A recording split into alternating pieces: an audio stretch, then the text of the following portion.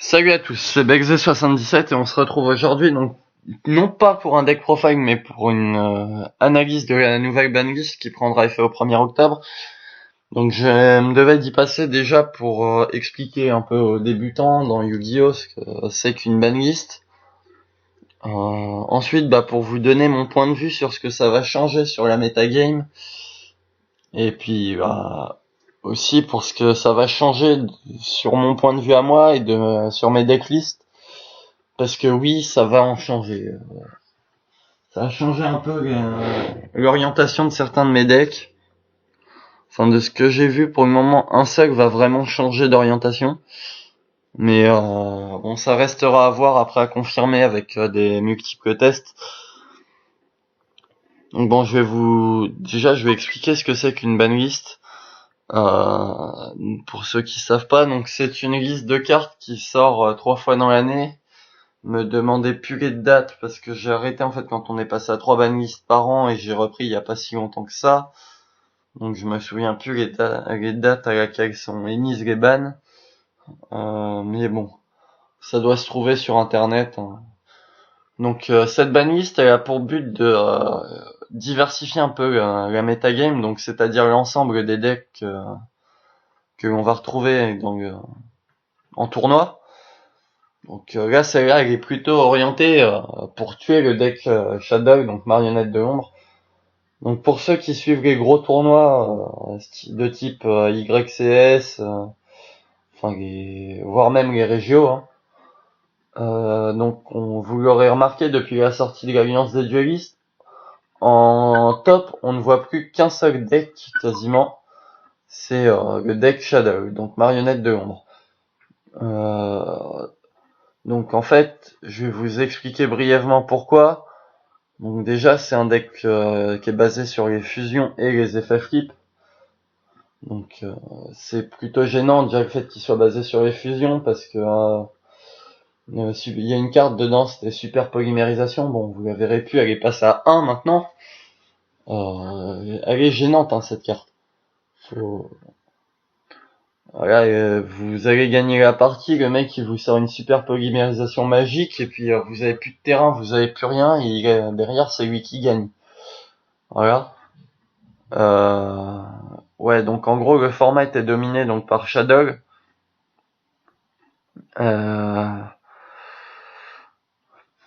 Que dire d'autre ensuite, si donc ils ont déjà touché un peu le deck, donc je vais expliquer aussi pourquoi. Donc dans la prochaine extension, j'ai pas le nom en tête, il y a tout le reste des fusions Shadow qui vont sortir et il me semble qu'il y a encore un ou deux supports pour le deck. Donc vous imaginez le délire. Si Shadow a toutes ses fusions plus super polymérisation plus les sous-charges et compagnie, y a même plus moyen de jouer quoi. On vous dit vous jouez contre un Shadow, vous prenez votre deck et vous rangez tout de suite, ça sert à rien d'aller jouer.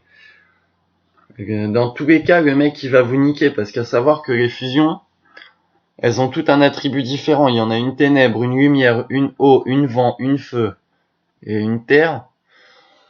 Donc si le mec il a pas moyen de gagner avec ça parce qu'elles ont toutes des bons effets. Donc voilà quoi, c'est un peu abusé. Moi-même je suis allé 2 fois à Ultra Jeu donc bon j'ai pas fait j'ai fait une fois un tournoi voilà mais bon c'était plus pour le fun. Mais sinon avec mon vrai deck de tournoi, je les ai pas fait, j'ai pas fait de tournoi. D'une parce qu'il est pas complet et puis de deux parce que je suis encore en phase de test sur ma decklist. Enfin, j'étais encore en phase de test parce que là, il faut que je reteste tout maintenant. Donc bon, je les ai pas fait, mais le tournoi, j'y suis allé pour le fun. Bon, voilà, quoi, c'était pour m'amuser avec un petit Dark World, tranquille, au calme. Hein. Voilà, c'était pour rigoler, même si bon, j'ai fait un petit peu de résultats avec. Mais bon, les 2 autres fois, j'y suis allé en tant que spectateur. J'ai un pote à moi donc qui voulait faire le tournoi, donc qui joue Maddox. Donc j'ai regardé le tournoi. Une fois il fait top 4. Donc en top 4, il y a quoi? Il y a un Seigneur Lumière, Axis Level 7, donc c'est-à-dire la même version que moi. Enfin, la même version, la même orientation de deck. Donc son Madog et 2 Shadow. Donc les 2 Shadow se rencontrent au premier round du top 4. Donc ça veut dire qu'il y a obligatoirement un Shadow en finale déjà. Et donc mon pote qui joue Madog tombe contre LS, il gagne contre LS et il prend un Shadow en finale. Il gagne le tournoi 2-1 sur vraiment sur un top deck. Il est au top deck, il a Château, Ticket, Madog sur son terrain. Il a une Angélie en main et il top deck un Miaofeuille.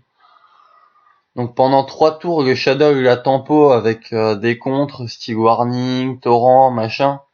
Mais bon, avec le Château, il revient en main et puis le Ticket qui fait qu'il va tuto à chaque fois. Donc bon, au bout d'un moment, le mec il peut plus rien faire. Il est obligé de laisser passer Miaofeuille et derrière il perd. Mais vraiment, c'est de la chance que mon pote il a eu de top deck son Miaofeuille pour gagner. Mais voilà, pour moi, le seul deck qui peut faire du résultat contre Shadow, c'est Madog. Après, à voir, il y a dans la prochaine extension, donc il y a Clifford qui va sortir et un spoiler pour les héros, donc on verra bien. Enfin bref, on va passer du coup à l'analyse de la banlist, parce que c'est un peu pour ça que je fais la vidéo quand même et pas pour vous raconter ma vie. Donc bon, il y a rien qui est banni. Par contre, donc les limités, donc il y a Bulbe Guisan. Alors Bulbe, tout simplement une carte incontournable de la metagame d'il y a 3 ans. Synthoniseur niveau 1, c'est un plant qui dit que vous, quand il est dans votre cimetière, vous pouvez meuler 1 pour l'invoquer spécialement et ça marche qu'une fois par duel. Mais bon, c'est un synthoniseur 1 qui est gratuit en fait. Moi, ça va me changer. Je vais le jouer dans mon Seigneur Lumière suite à la limitation de sous charge. Parce qu'en plus, il fait meuler 1 et puis il s'invoque. Enfin bon, c'est vraiment cadeau. Puis c'est un argument de vente aussi pour dans quelques semaines. Il y a la nouvelle Legendary Collection qui va sortir, le monde de Yusei, où je pense il y a vraiment de très fortes chances pour qu'il soit réédité dedans. S'il est pas réédité, sa cote elle va monter. Avant qu'il se fasse ban, il était coté 40€.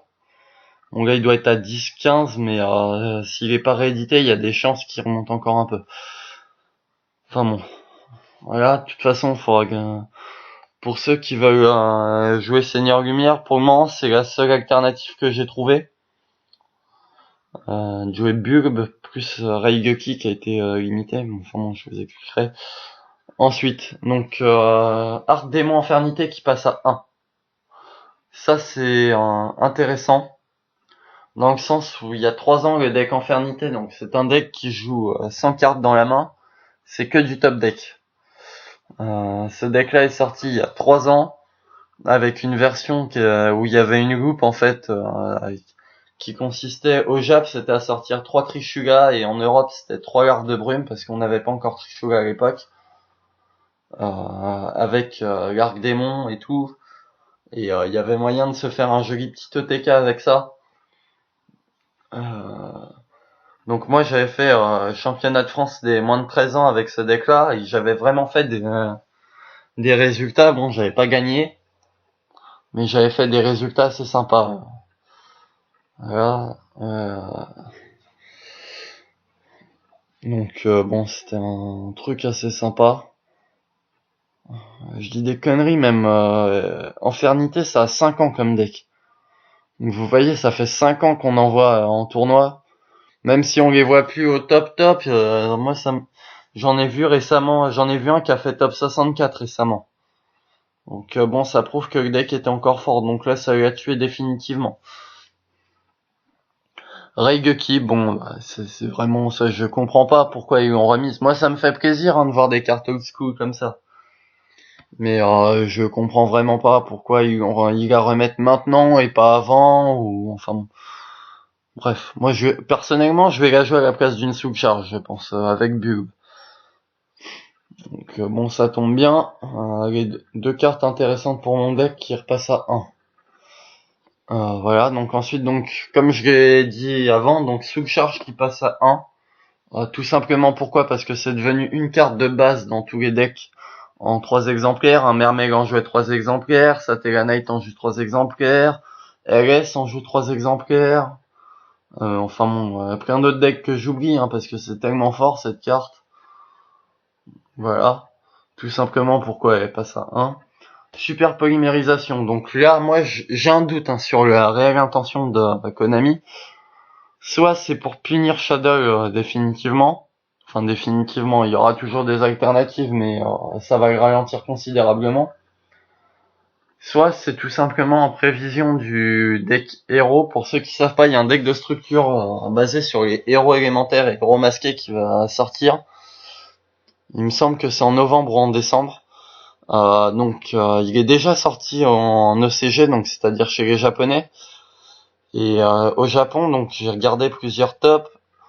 Et donc les tops, ça serait parti comment? Ça serait parti en 75% de Clifford et 25% de héros.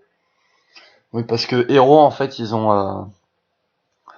je sais, c'est qu'un exemple, hein, le héros masqué ténèbres, rien que il a un autre effet, mais celui-là suffit déjà à faire gagner une partie.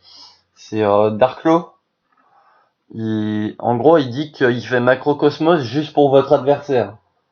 Donc bon, vous imaginez un peu le délire. C'est n'importe quoi. Ils ont tous des effets abusés comme ça. Vous avez les Exceed, enfin... Voilà quoi. Limite, vous avez Darklo sur le terrain, le mec en face peut ranger son deck aussi. Sauf s'il joue Clifford.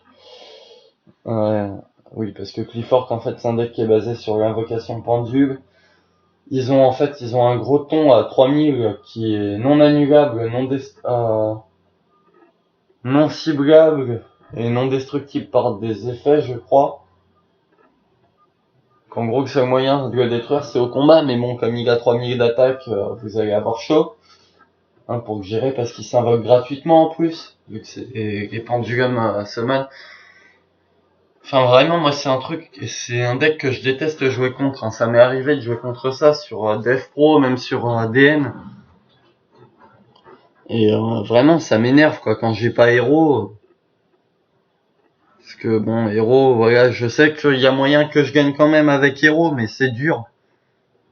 Mais si je joue Seigneur Lumière, c'est même pas la peine, quoi. J'ai mes JD, je peux rien faire avec, quoi.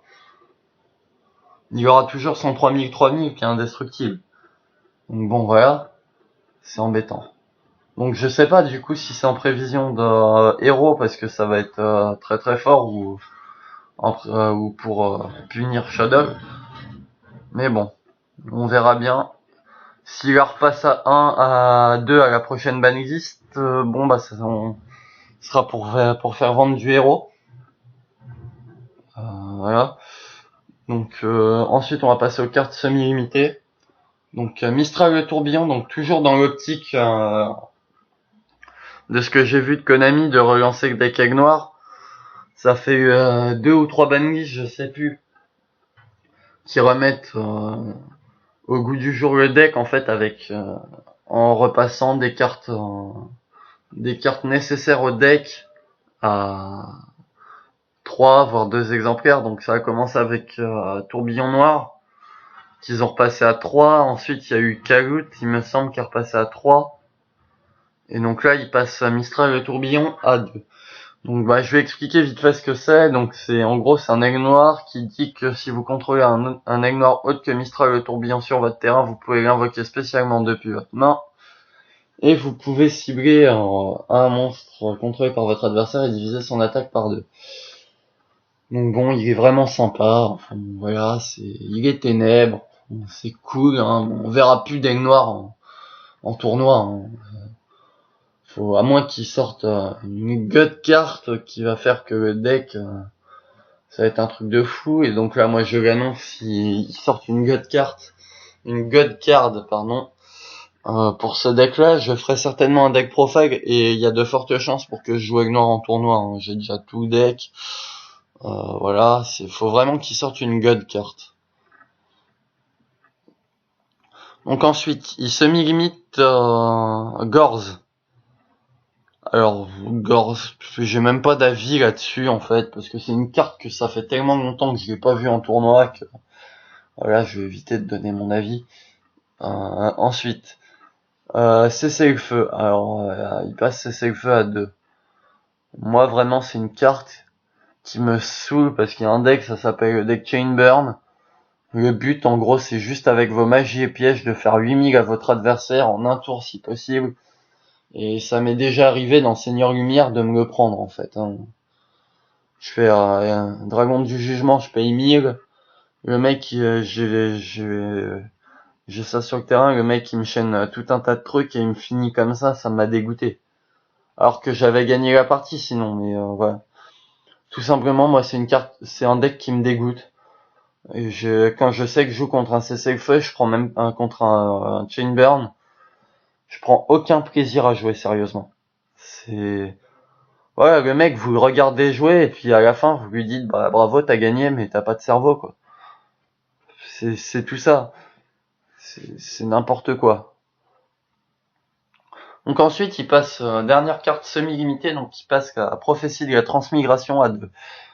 Alors une carte de side, il y a 2 ou 3 metagames, donc bon, je vais expliquer vite fait. Donc vous ciblez deux cartes dans n'importe quel cimetière et vous les renvoyez dans le deck. Donc moi à l'époque, je jouais ça en side contre les decks Dark World, tout simplement pour dès qu'ils défaussent en fait, cancel les effets. C'est-à-dire le mec qui me fait transaction du monde ténébreux, je défausse Grapha, machin. Voilà quoi, je lui renvoie dans son deck, il détruira pas. Et puis en plus il a pas son Grapha au cimetière. C'est plein de trucs comme ça en fait qu'il faut jouer dans Dark World. L'idée c'est de le ralentir parce que vous pourrez pas le contrer, mais seul moyen de le contrer c'est de ralentir le deck et de le tuer avant lui. Ou jouer Miroir Absorbant des Ténèbres si vous ne jouez pas de Ténèbres. Et j'avoue que dans le format actuel, c'est dur de pas jouer de Ténèbres. Sauf si vous jouez Satellite pour le moment.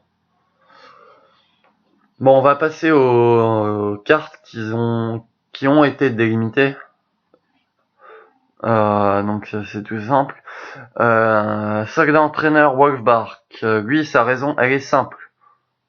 Il y a quelques semaines, il y a les Tinbox, la vague de Tinbox 2014 qui est sortie.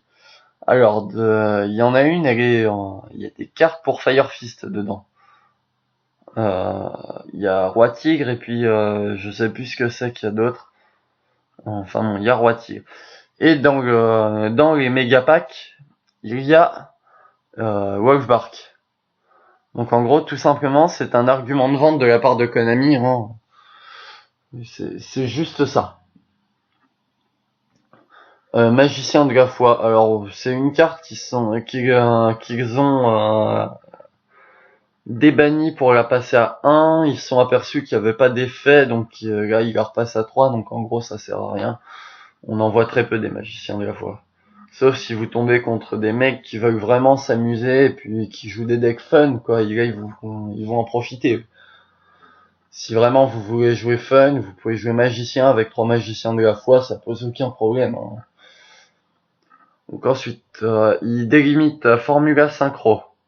Enfin, Formula Synchronique, Formule Synchronique.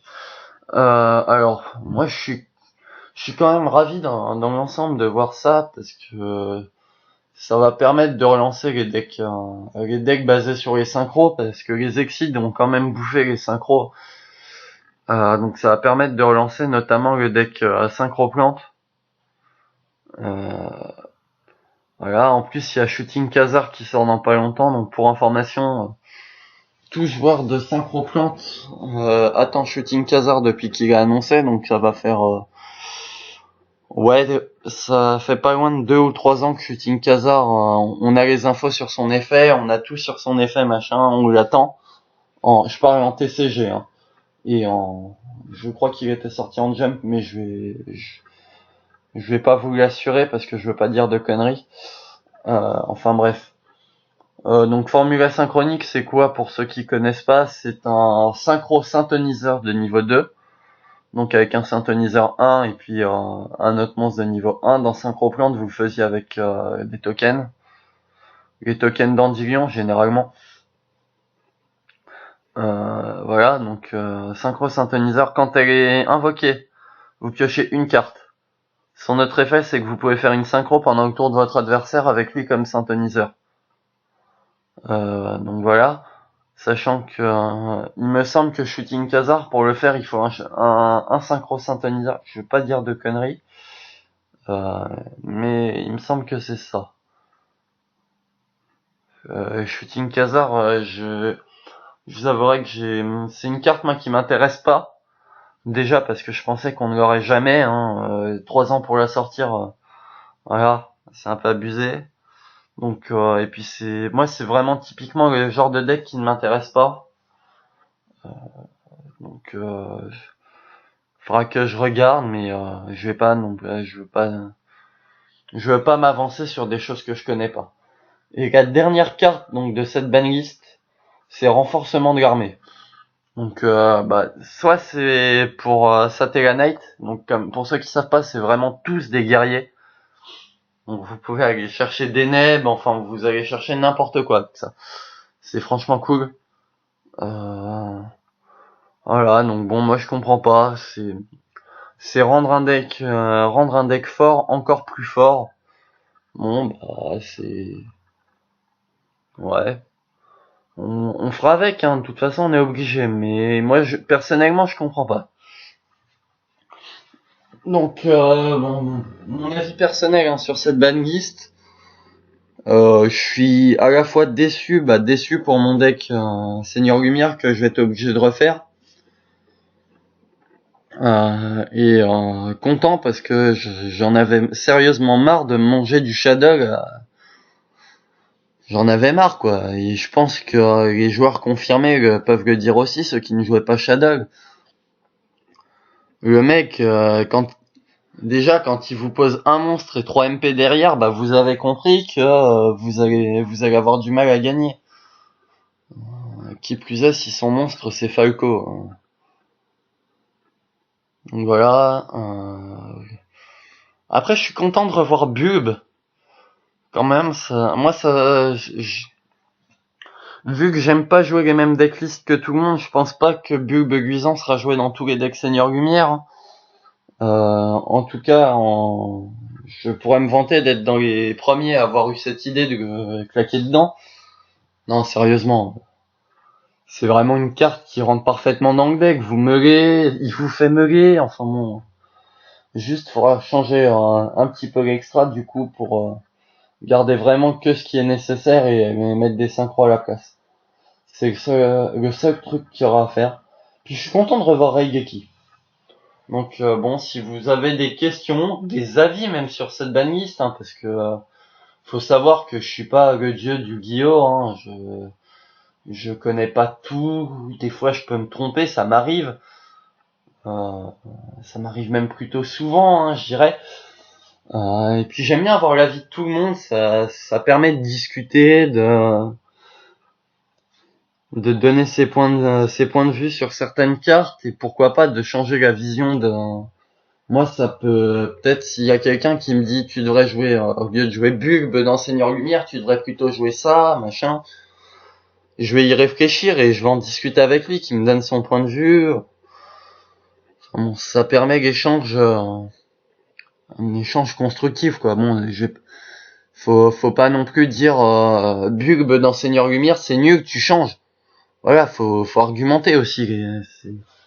Mais n'hésitez pas, moi je suis ouvert à toute proposition. Si vous avez quelque chose qui veut que vous voulez que je réexplique parce que vous avez pas compris, machin, je le ferai volontiers. Je suis pas une star, la preuve. Ma vidéo qui a fait le plus de vues, elle en a fait à peine une 60aine. Donc bon. Après, vous pouvez vous abonner à la chaîne, y a pas de souci.